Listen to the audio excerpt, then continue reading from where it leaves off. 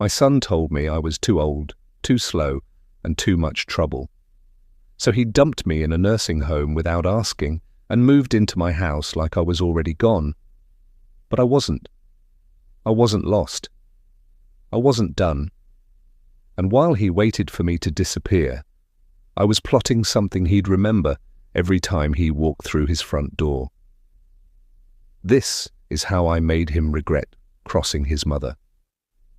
I raised my son with hands that ached and a heart that never quit. Jason was all I had left after my husband died. I scrubbed floors until my knees gave out. I went hungry when money ran low. I sold my wedding ring to buy his graduation suit. Never asked for a thank you, just figured love would find its way back when I needed it. The day I collapsed in the kitchen, I brushed it off. Low blood sugar, empty stomach. But that night, Jason showed up with his wife, Danielle, their faces dripping with fake worry. "Mama, we want what's best for you," he said, while Danielle nodded like a puppet. They brought soup, asked about paperwork, kept saying how hard it must be to manage a house at your age. I didn't know they'd met with a lawyer behind my back. Didn't know they were telling neighbors I was losing my mind. Didn't know Danielle had already swapped the locks. A week later, they took me to lunch. Just us three. Jason grinned. "You deserve a treat." I didn't pack a bag, didn't bring my charger, didn't even wear my nice shoes. Then they left me in a building with beige walls and fake flowers in the hall. "Rest up," Jason said, hugging me like he meant it. Danielle's lips were sticky and cold on my cheek. Then they walked out and never came back. My room had no photos, no clock, no books, just a bed I didn't pick and a dresser that wasn't mine. When I asked the nurse to call my son, she frowned. "Visiting hours are later," I said. "He just left." She handed me a form instead, my name, his signature. Boxes checked: medical consent, long-term care, observation. He'd locked me away. I sat on that stiff bed, hands clenched like I was praying, trying not to tremble. But I did. The next morning, I demanded to see the administrator. "There's a mistake," I said. "I'm not senile, I'm not dying." She looked at me like I was a ghost begging for life. "Your son said you're a danger to yourself, that you forget things. We were told this was permanent." I wanted to scream, but I didn't, because screaming would only prove them right. So I waited. 3 days in that tiny room. On the 4th, they finally gave me a phone. Jason's line went to voicemail. Again. "Danielle?" One ring, then blocked. The same woman who'd sobbed in my kitchen about her marriage now acted like I didn't exist. I stared out the window at a courtyard full of strangers, some mumbling, some screaming at the air, some just hollow-eyed. And I thought, is this my reward, after all I sacrificed?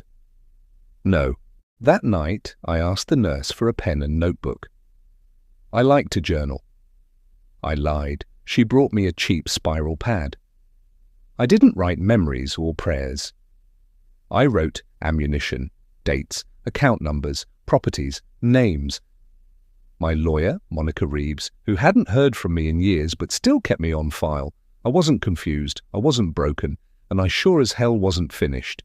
They froze my accounts, took my name off the bills, thought age made me weak, but I raised a man. I buried a husband. I beat cancer, and I'd beat this too, but I wouldn't just survive. I'd come back. And when I did, I wouldn't ask for my keys. I'd take them. I'd sell the whole damn house and buy the one right next door, just to see Jason's face every morning when he stepped outside, thinking he'd won. Because sometimes the quietest woman in the room is just waiting for her moment. And mine had finally come. Monica Reeves didn't answer the first time I called. Can't say I blamed her, it'd been years. But I left a message, sharp and deliberate. "Monica, it's Dolores Mayfield. My son committed fraud using my name and locked me in a facility against my will. I still have access to the joint account and my legal documents. Call me." She called back before lunch the next day. "Mrs. Mayfield," she said, voice tight with surprise. "Are you safe?" "As safe as a woman can be when her only child locks her away and assumes she won't fight back." She paused. "Tell me everything." So I did. Monica showed up that Friday. It drove 3 hours in the rain, marched into the facility, and told the nurse she was my attorney. The staff got nervous, real nervous. I could tell by the way the manager tried to smooth things over, babbling about acting in the client's best interest. Monica wasn't having it. She walked into my room with a briefcase and fire in her eyes. "You're not staying here another week," she said. "And if they give us trouble, we sue them too." For the first time in weeks, I felt like I could breathe. We went over everything, the forged documents, the power of attorney I never signed, the deed that still had only my name. The joint account Jason thought I'd forgotten about. I'd never removed him, but he didn't know I still had access. I'd been silent too long. "You want to go nuclear?" Monica asked. I looked her dead in the eye. "Number! I want to go biblical." She grinned. "Then let's start by stripping him of every legal right he thinks he has." Within days, Monica filed an emergency motion to revoke the fake power of attorney.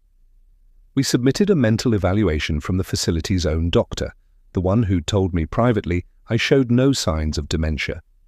We opened a case against Jason for elder fraud and misusing legal documents, and we froze the account he'd been using to pay his mortgage.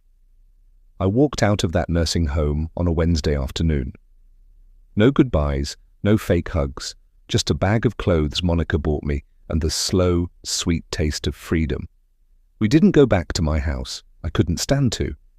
Instead, Monica booked us a private suite at an extended stay hotel. Jason didn't know I was out yet, but he'd find out soon enough.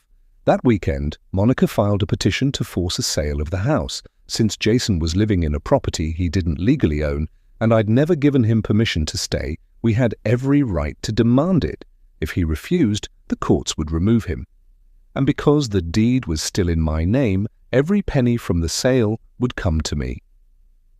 I pictured him and Danielle sitting on my velvet couch, sipping wine they couldn't afford, bragging about how they'd inherited a house from a confused old lady. They hadn't inherited a damn thing, they'd stolen it, and now they'd choke on it. The legal process moved fast. By the next week, we were in preliminary hearings. The paperwork was served at 7 a.m. on a Tuesday. According to Monica's process server, Danielle screamed. Jason turned white as a ghost and slammed the door. I didn't need to see it. Knowing was enough. That evening, my phone buzzed. A number I didn't recognize. I let it ring, then again, and again. Finally, I answered. "Mom?" Jason's voice was small, like a child's. "We got something in the mail today. Is this real?" I didn't respond. He kept talking. "You can't be serious. You're really kicking me out of my own house." I took a slow breath. "You mean the house you threw me out of?" Silence. "I never signed those papers, Jason. You forged my name, froze my accounts, tried to erase me." "That's not what—" "I was dumped in a nursing home with no warning, no clothes, no rights. You lied, you manipulated, you broke the law. So yes, Jason, I'm serious." "Mom, listen," Danielle thought. "I don't care what Danielle thought. You were the one I raised. And you let her box me up like I was already dead." His voice shook. "You're really doing this?" "Yes. You've got 30 days to get out." I hung up before he could reply. That night, I slept better than I had in months. Monica and I drank sparkling cider from paper cups, laughing at old game shows in our hotel room. It wasn't fancy, but it was mine. My choice. My victory. The next morning, we met the buyers, a young black couple, newly married, searching for their first home. They loved the garden, the arched hallway, the soul of the place. "I think it wants to be filled with love again," the wife said, running her hand along the kitchen counter. I nodded. "It does." By the end of the day, I accepted their full cash offer. We closed in less than 2 weeks. Jason didn't say a word, but Danielle did. She sent me a Facebook message. "We're your family. I can't believe you're doing this. This was our future." I stared at it for a long moment. Then I typed back one sentence. "No, I was your past. And you buried me too early." Then I blocked her. I didn't cry. I didn't smile. I just breathed. And waited for moving day, because I had one last move left in this game. And I was saving the best for last. The last time I walked through my old house, it was nearly empty. Just dust. Ghostly outlines on the floor where my furniture once stood. The faint, cloying scent of lavender. Danielle's favourite oil diffuser blend, the one that always gave me headaches. They were gone. Jason didn't fight the court-ordered sale. Didn't even show for the final inspection. Danielle left behind a box of half-used lotions and a note taped to the fridge. "You'll regret this." But I didn't. Not a single thing. The sale went through, clean and legal. The young couple called it their dream home. At closing, I shook their hands and wished them well. Just like that, the house I'd once scrubbed on my knees, the home I'd sacrificed everything to keep, belonged to someone who'd cherish it. With the money wired into my account, Monica asked the big question, "You ready for step 2? I smiled. "Oh, I've been waiting for step 2. We didn't rush. That's the trick. Revenge shouldn't come hot. It should come cold, deliberate, patient. We waited for Jason and Danielle to move out. Waited for the neighborhood whispers to fade. Then I did something they never saw coming. I bought the house next door. Cozy, 1 story. A rose bush out front and a back porch that faced their kitchen window. Perfect. I paid in full, no mortgage. Monica handled the paperwork. My hand shook a little as I signed, not from weakness, but from the sheer, simmering satisfaction of what came next. I didn't even tell Tyler, my grandson. Not yet. This moment was mine first. The first day I moved in, I wore my best Sunday hat. Sat on the front steps with sweet tea in hand, watching the world pass like any harmless grandmother. Then Jason stepped outside. Gym shorts, wrinkled t-shirt. A trash bag in one hand, his phone in the other. He looked tired. The kind of tired that comes when a man realizes the comfort he'd leaned on was never truly his. He froze when he saw me. I smiled. He turned around and walked right back inside. I didn't move. I'd waited too long for this view. 4 days later, Danielle started avoiding eye contact. Pulled their curtains tighter, parked on the far side of the driveway. The audacity of what I'd done was too much for her pride to swallow, but I wasn't done. I planted roses along the fence, blood-red ones that bloomed like fire. Monica called it petty. I called it peaceful warfare. Every morning I waved at the mailman, chatted with neighbors they'd ignored, brought banana bread to the couple who bought my old house. And every evening I watched through the blinds as Jason tried not to see me. Danielle's car left earlier and earlier. Sometimes she didn't come back for days. Jason stayed inside, lights on at 2 a.m., the TV flickering behind closed curtains. I could only imagine their conversations, but I didn't have to imagine for long. One afternoon, Tyler walked up the sidewalk, backpack slung low. He hesitated at the fence, then knocked on my door. I opened it slowly. "Grandma," he said, "can I sit with you a while?" I didn't ask questions, just opened the screen and let him in. We sat side by side on the porch. I poured him iced tea, just like when he was little and afraid of thunderstorms. He was quiet at first. Then, "I heard what they did. I'm sorry." I didn't answer, just looked at him. "They told me you had dementia," he said. "That you weren't safe alone. But you don't seem confused to me." I gave him a soft smile. "I never was. He leaned forward. Why'd you buy the house next door? Because your father needed a reminder, I said. One he'll see every time he steps outside. Tyler snorted. You're colder than I thought, Grandma. I laughed, real and full. No, baby, I'm just done pretending I owe anyone my silence. He stayed for dinner that night. Told me he missed my sweet potatoes, said his mother never learned how to season anything right. I didn't ask about their marriage, I didn't need to. Some storms speak for themselves. The next morning, Jason came to my door. I didn't flinch, didn't get up. He stood on the porch, hat in hand, like a child about to lie. Why are you doing this? He asked. I sipped my tea. Doing what? Living here, across from us, watching. I tilted my head. I bought this house because I liked the view. You're trying to humiliate me. I shook my head. No, Jason, that part already happened. You did that when you called me a burden. He looked away. I raised you alone. I continued. Carried you through everything. And when I needed help, you left me in a room with strangers. Called it mercy. Called it love. I thought, no, I cut in. You didn't think. You took. You erased. You assumed I wouldn't fight back. He had no words. I stood slowly, walked to the door. This is my piece, Jason. Don't knock unless you plan to earn your way back into it. Then I closed the door. I didn't cry, didn't tremble. Just sat back in my chair and watched the roses bloom, because the view had never looked better. Some people think closure comes when someone says sorry. I don't believe that.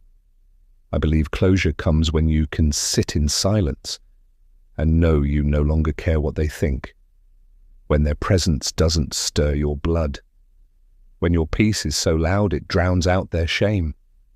That's the silence I woke up to now. The roses along my fence bloomed brighter. My kitchen smelled like lemon polish and cinnamon toast. I'd started painting again, small canvases at first, just colour studies.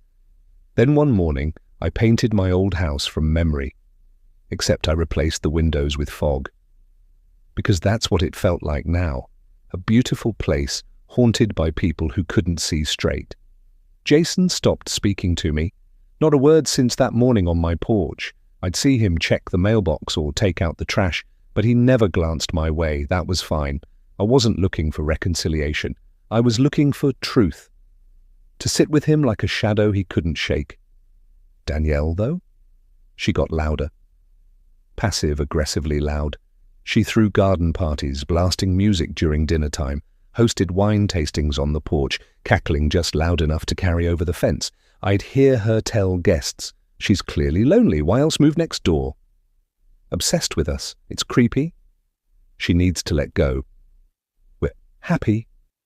She's bitter. I never responded, because happy people don't need to shout it from the lawn. Then one Sunday morning, I looked outside and saw a for sale sign shoved into their yard. Crooked, like they'd rushed to plant it. Jason stood beside it, arms crossed, shoulders tense. Danielle stormed out minutes later, still in her robe, screaming at him. I couldn't hear the words, but her body said enough, pointing, yelling, pacing. I watched from my porch like it was a matinee, not gloating, just witnessing the storm I'd already survived finally reach the people who built it. Later that week, Tyler came over again. He'd been visiting more often, said he liked the quiet here, said he missed real food. I didn't pry, but I noticed how he never stayed the night at home anymore. 14 years old, caught between two liars and a grandmother they tried to erase. He asked if he could help me in the garden. I handed him gloves and a shovel. You know, he said, planting marigolds. I heard them talking about moving. Mom wants to go back to Texas. I nodded. And your father? He doesn't want to leave, Tyler said, pressing dirt around a marigold. But he doesn't want to stay here either. Why not? Tyler looked up, dirt smudged on his cheek. Because every time he looks outside, he sees you. I didn't answer, just patted the soil and smiled. That night I pulled out the notebook from the nursing home, the one filled with my battle plan. Account numbers, names, dates. On the last page, I wrote one final line. They thought they buried me. They didn't know I was a seed. Then I closed it for good. 2 weeks later, the for sale sign came down. Not because the house sold, because Danielle left. I watched her trunk slam shut, stuffed with boxes. No hugs, no goodbyes. She didn't even glance at Jason on the porch, just drove off like the house was on fire. Jason sat outside for hours that night, alone, no music, no wine, just him and the wreckage of everything he'd broken. I thought about going over, offering him the kindness he'd denied me. But I didn't. His silence wasn't mine to fix. Later, Tyler knocked on my door. "She's gone," he said, voice flat. "Didn't even say goodbye." I let him in, made cocoa, let him stare at the wall while jazz hummed from the radio. "I don't get it," he finally muttered. "They had everything." I stirred my tea. "No, baby, they took everything, and you can't build a life on lies." He nodded slowly. "Can I stay here tonight?" My chest tightened. "Of course," I said. "Any time." He stayed the whole weekend. We cooked, played cards. I showed him old photos of his grandfather, stories Jason had never bothered to tell. Tyler laughed, really laughed, and for the first time in years I saw it. A light they hadn't snuffed out yet. Maybe this wasn't just about revenge. Maybe it was about reclaiming something bigger, a name, a legacy, a love that doesn't disappear just because it's inconvenient. As I tucked Tyler in that night, he turned to me, whispering, "You're not a burden, Grandma." I brushed his hair back, smiling through tears. "I know, baby. I know that now." Outside, the house next door stood quiet. No more parties. No more wine-fueled shrieks, just hollow windows and a porch light that never came on. This was justice, not rage, not noise, just the hum of peace where pain used to live. 3 weeks passed. Danielle's absence clung to the neighborhood like stale perfume. Jason's car gathered pollen in the driveway, curtains stayed drawn.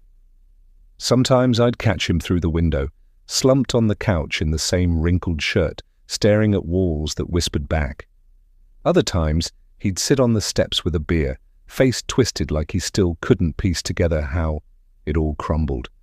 He never looked at me, but he felt me. Just like I'd once felt the icy silence of that nursing home, wondering why my own son threw me away. Now he was the one carrying that weight. Tyler practically lived with me now. Split time between my house and school. Jason barely noticed, or so Tyler claimed. "I don't think he cares anymore," he said one night, pushing cornbread around his plate. "Just stares at the TV, doesn't even change the channel." I didn't respond. What could I say? It's hard to pity a man who stole your dignity, but it's harder to hate the boy you once rocked to sleep during thunderstorms. Love is complicated like that. That Friday, we dropped groceries at the church pantry. A deacon pulled me aside, voice low. "We heard what they did to you, Miss Dolores. We're so sorry." I just smiled.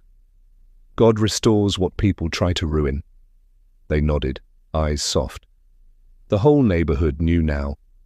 Funny how revenge works. It spreads not because you shout, but because silence leaves a trail louder than screaming. And Jason's silence? It echoed through this town like a bell at a funeral.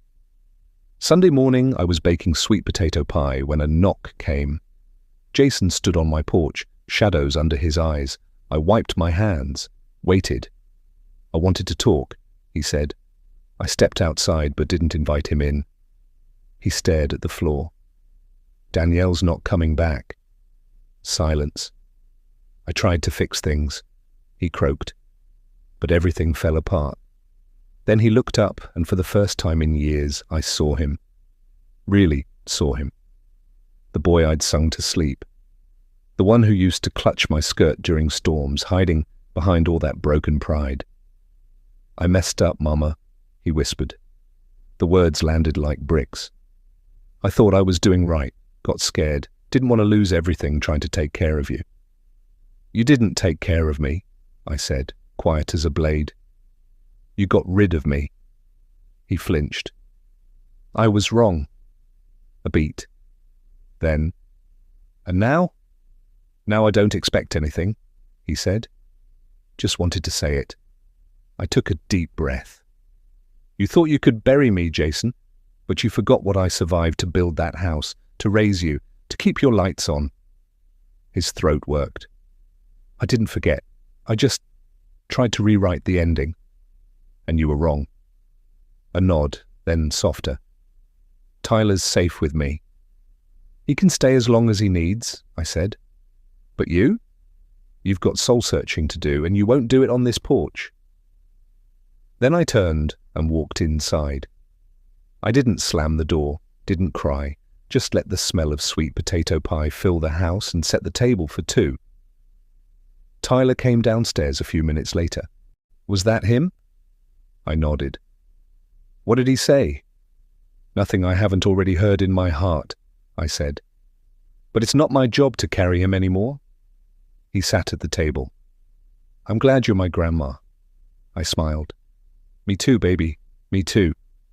Outside, Jason sat on his porch, alone again. And I let him.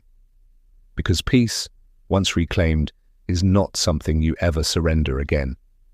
You don't always get the ending you thought you wanted. Sometimes you get something better. I never imagined I'd spend the last chapter of my life living next door to the son who betrayed me. Never pictured raising my grandson a second time. And I sure never thought peace would come, not through reconciliation, but through boundaries. But here I am, still standing, still breathing, still free. Jason never left the neighborhood. He didn't sell the house even after Danielle packed up and vanished back to Texas. He stayed, maybe out of guilt, maybe shame, or maybe he thought proximity could fix what he'd broken. But I didn't want proximity. I wanted distance with meaning. He tried a few more times, a wave here, a knock there, but I kept it short, polite, controlled. I'd already survived the storm. I wasn't letting the wind back in. Tyler settled into a rhythm at my house. He called it our place. Now, his grades improved. He joined a gardening club and asked if we could grow tomatoes next season. "Of course we can," I said. We could grow whatever we wanted because no one was uprooting us again. One morning, a certified letter arrived from Monica Reeves. Inside was my will, neatly written, fully notarized. Jason got nothing, not a penny. The house would go to Tyler when he turned 21.